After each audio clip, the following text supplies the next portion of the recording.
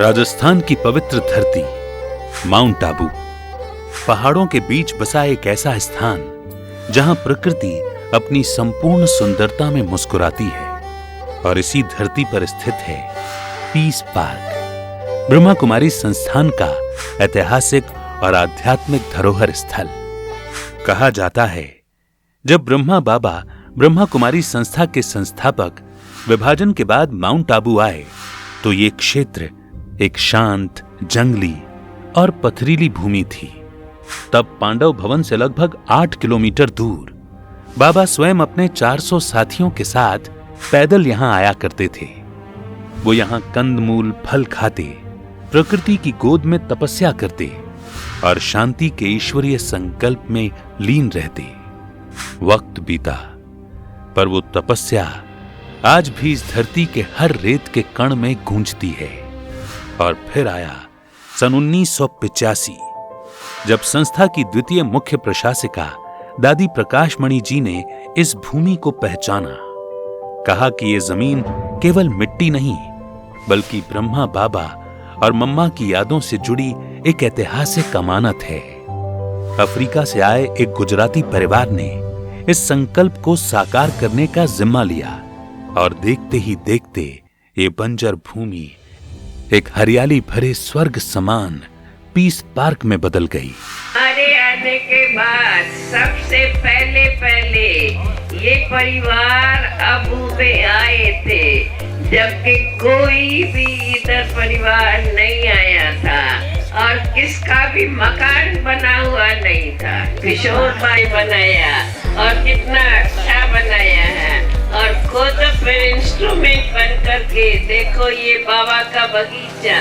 इस बगीचे से पहले ये पहाड़ी थी, जिस पहाड़ी पे साकार बाबा और साकार बाबा के साथ हम सब इधर आकर के खेलते थे, पहाड़ी के बीच में बैठते थे और बाबा बैठ करके हम बच्चों को पिकनिक कराते थे।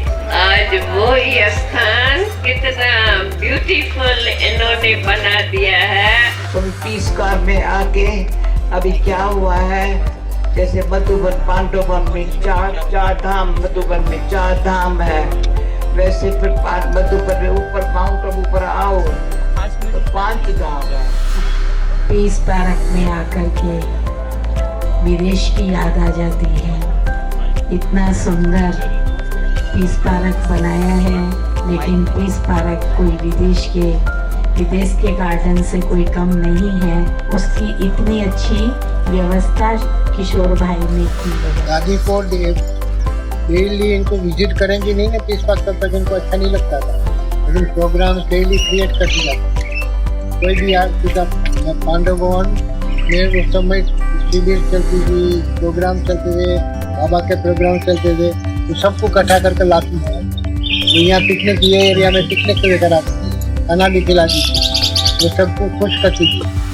देखिए, ये संकल्प दादी प्रकाशमणि जी को था कि एक ऐसा स्थान हो जहाँ 5000 ब्राह्मण इकट्ठे हो सके। तो उसी समय पर किशोर भाई सारा परिवार अफ्रीका से मूव हुए यहाँ पर, और उन्होंने जिम्मेवारी ली कि हम यहाँ पर पीस पार्क बनाएंगे।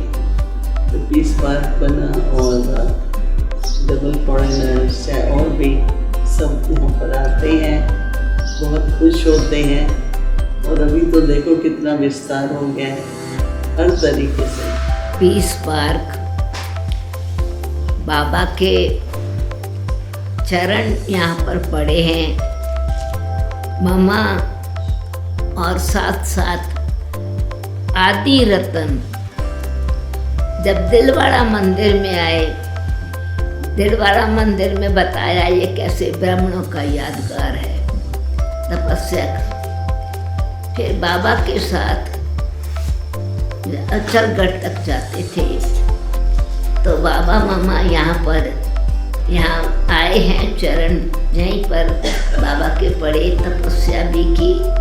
तो ऐसे बाबा की तपस्या भूमि, साधना करने का स्थान और शांति का स्थान विजिटर के लिए इतना एक रास्ते में बाबा ने ऐसा स्थान खोल दिया।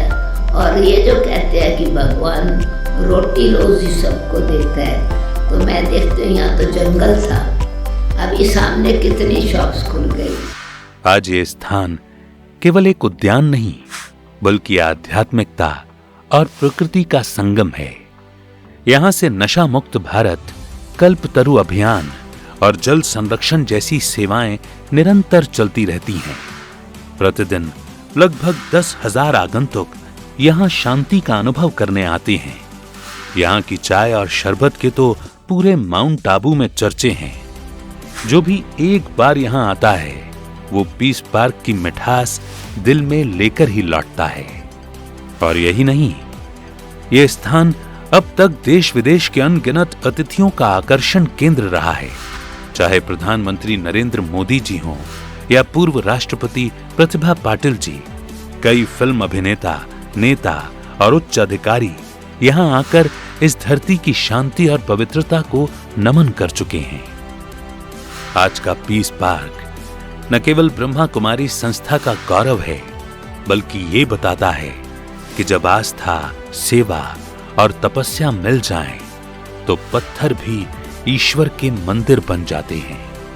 ये स्थान प्रकृति की मिसाल भी है और ईश्वरीय प्रेरणा का प्रमाण भी। जो यहाँ आता है वो सिर्फ घूमने नहीं, अपनी आत्मा को जगाने आता है।